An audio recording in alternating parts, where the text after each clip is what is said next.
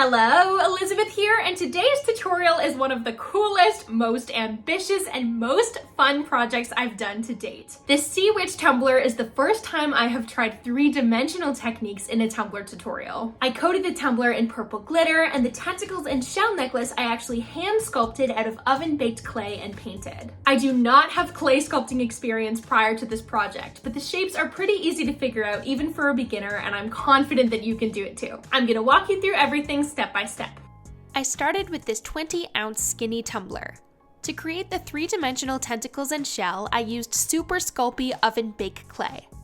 I used some plastic and silicone sculpting tools to help shape and smooth the clay pieces. There are links to all of the products I'm using in the description of this video.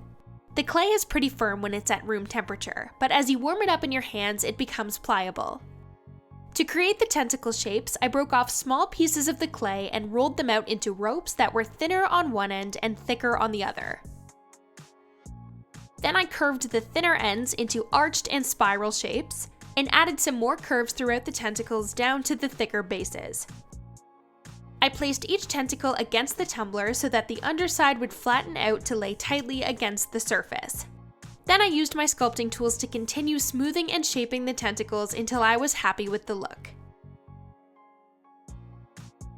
The famous sea witch that inspired this tumbler actually only has 6 tentacles and 2 arms, but I chose to do 8 tentacles on this tumbler. I did some different variations of heights and curve directions with the tentacles to help give that kind of creepy, slithery movement to the tumbler.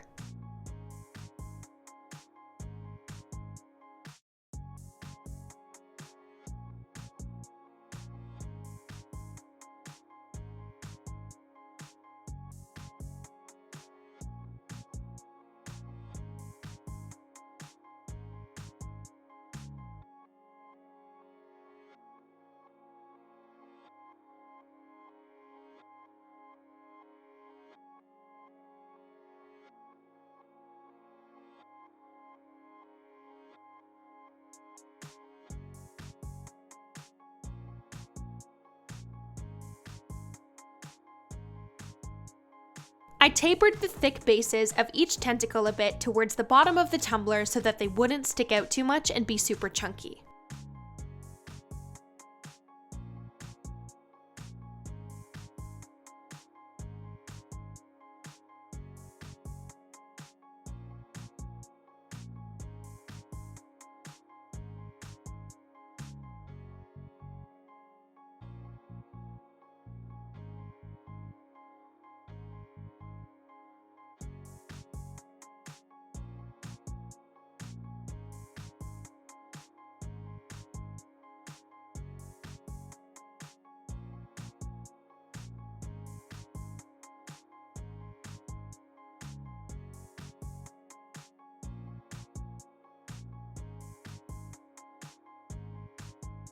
Next, I created the shell necklace, and to do this, I once again rolled out a rope that was thin on one end and thick on the other.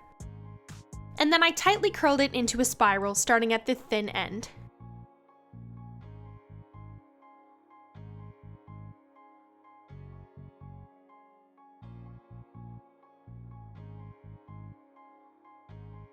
I cut off the end after a couple of wraps around, and then I used a rounded end of a sculpting tool to make a little indent in the opening of the shell.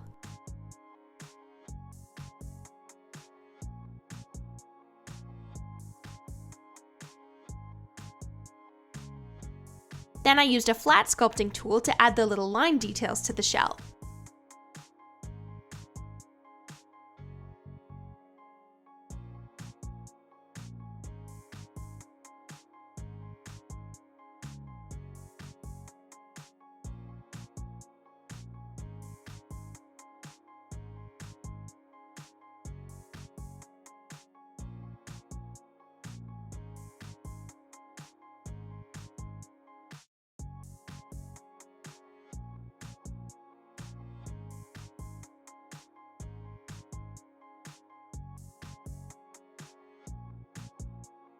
I stuck it on the tumbler as well in the spot above some tentacles that had the biggest open space.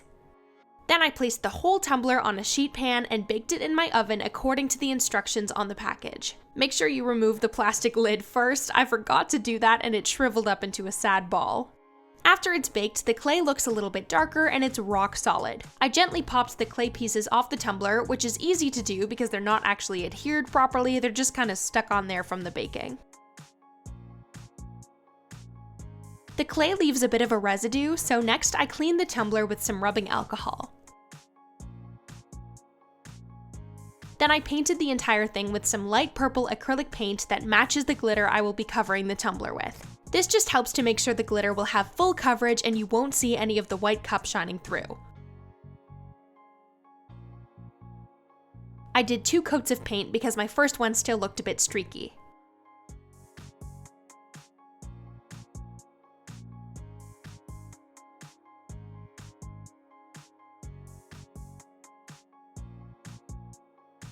Next, I used the TACK-IT method to apply a purple laser holographic glitter to the tumbler. TACK-IT is a glue that creates a transparent, sticky layer when it dries, and then when you apply glitter on top of it, you can kind of buff it right into that sticky layer. When you do this with super fine glitter, it creates a very smooth finish, and with the holographic laser glitter, the result is just beautiful. It has the most gorgeous rainbow reflection. I have another video with a more detailed tutorial on doing the TACK-IT method if you've never done it before.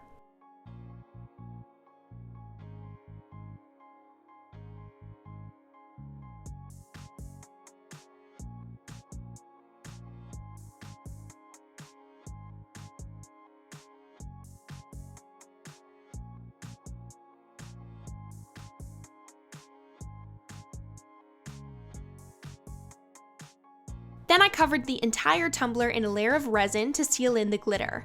I used UV resin, but you can also use 2-part resin for this.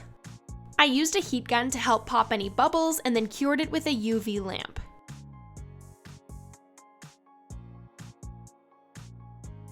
And this is what the tumbler looked like after the glitter was applied. You definitely want to bake the clay onto the tumbler before applying any paint, glitter, or UV resin. Do it when it's just stainless steel so that nothing melts or gets damaged or poisons your oven where you bake your food.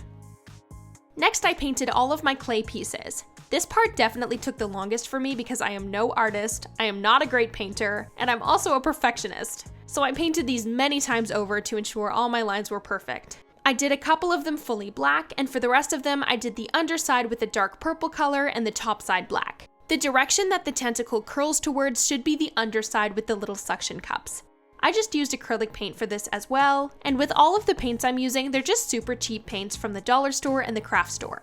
They're not super opaque, so I did have to do a couple of coats to get them to be a nice solid color. But because I'm going to be sealing them with resin, I wasn't too worried about the quality of the paints. I just made sure the colors looked exactly how I wanted. I have heard paints that aren't acrylic can actually eat away at your clay and cause an issue, so to be safe, I just stick with acrylic paints, and if you want to use something else, just do your research to make sure the clay can handle it. Once my black and dark purple looked good, I used the rounded side of one of my sculpting tools and dipped it in a light purple color to create the suction cups on the underside of each tentacle. I consulted many octopus photos to get an idea of the placement of the suckers, and it seems they are always in rows of 2 that kind of alternate like a zipper instead of being perfectly side by side. And they tend to be bigger at the base and get smaller towards the tip. So that's what I kind of went for. I used 2 different sizes of rounded tools and different amounts of pressure to make bigger and smaller dots. You can also hand paint these if you want, but I just found this super easy. If you don't have rounded sculpting tools, you could also use the back of a paintbrush or the head of a pin.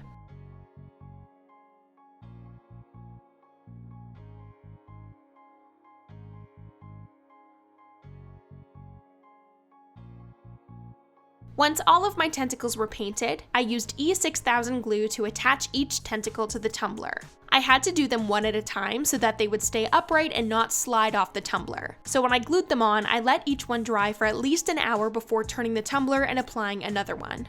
I used rubber bands to help hold them in place, and I intentionally left a tiny gap before the bottom of the cup to make sure I don't have any overlap that could interfere with the way the tumbler sits on a table. Once all of the tentacles were applied to the tumbler and the glue had fully dried, I did a final layer of resin to seal everything in. Because there are lots of nooks and crannies to fill, this part requires quite a bit of resin. It helps if you can heat up the resin to make it a bit more runny. If you've mixed up 2-part resin in a separate container, you can apply a heat gun to the resin before you pour it over the tumbler to help spread it out more easily. I poured my UV resin straight out of the bottle and then used a hairdryer to warm up the resin. I used a diffuser attachment so that the blow dryer would give out heat but not blow strong wind and move the resin around too much. I let my tumbler turner spin the tumbler for a little while to ensure everything was evenly covered. Then I cured with my UV lamp for a few minutes before taking the tumbler out in the sun to cure completely.